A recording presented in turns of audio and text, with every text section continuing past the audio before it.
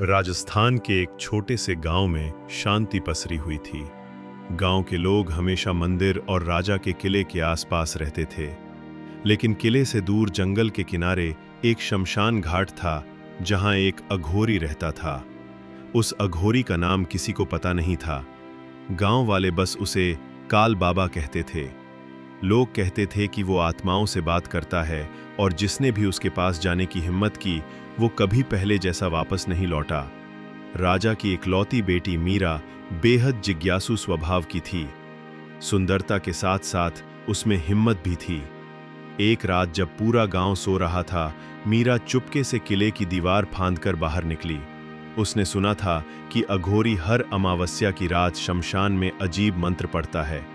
मीरा ने तय किया कि वो ये राज अपनी आंखों से देखेगी। रात गहरी थी। जंगल में चारों ओर सिर्फ उल्लुओं की आवाजें थीं।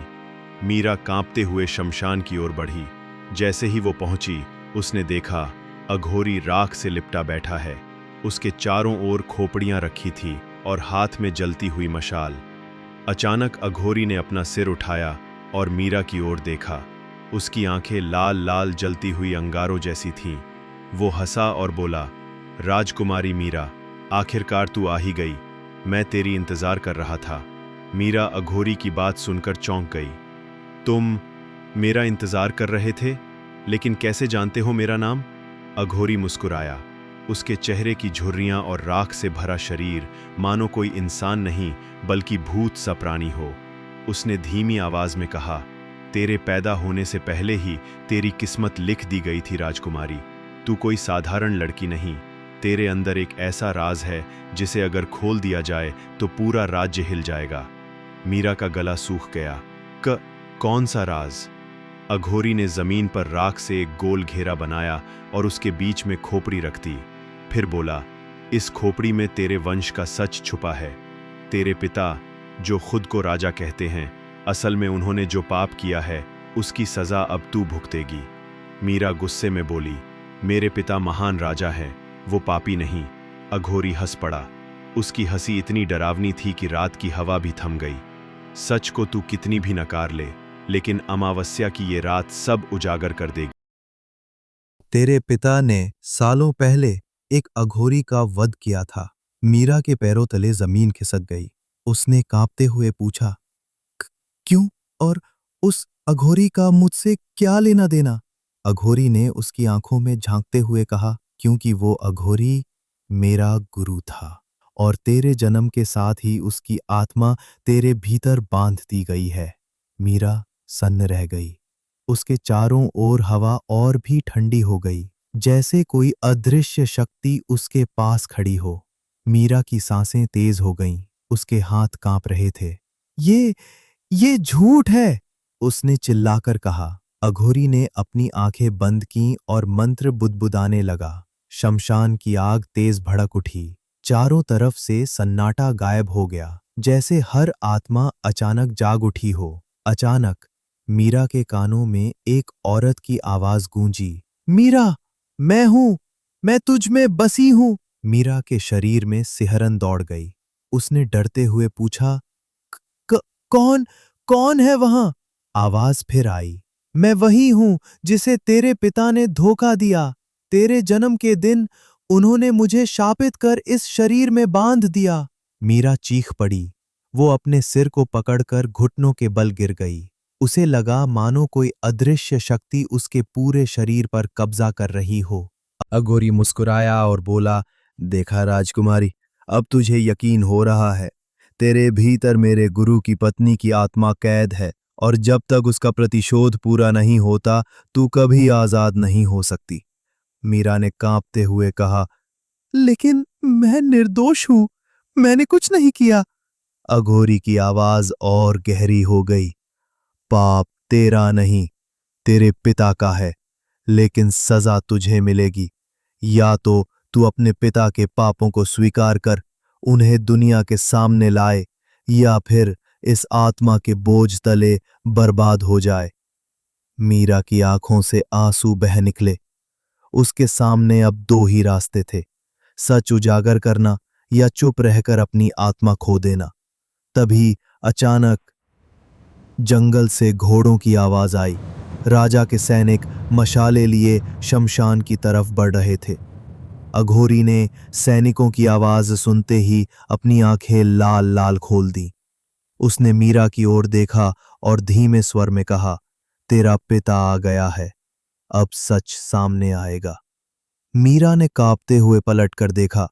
किले के सैनिक मशाले लिए शमशान में दाखिल हो चुके थे। उनके बीच में राजा स्वयं खड़ा था, गहरे नीले वस्त्र, सिर पर मुकुट और हाथ में तलवार। राजा की नजर मीरा पर पड़ी और वो चिल्लाया, मीरा, यहां क्या कर रही हो? इस पागल अघोरी से दूर हट। मीरा रोते हुए बोली, पिताजी, ये कह रहा है कि आपने पाप किया है। क्या सचमुच आपने किसी अघोरी का वध किया था? राजा के चेहरे का रंग उड़ गया। उसने तलवार कसकर पकड़ ली और गुस्से से अघोरी पर झपटा, लेकिन अघोरी हंस पड़ा। उसकी हंसी पूरे शमशान में गूंज उठी।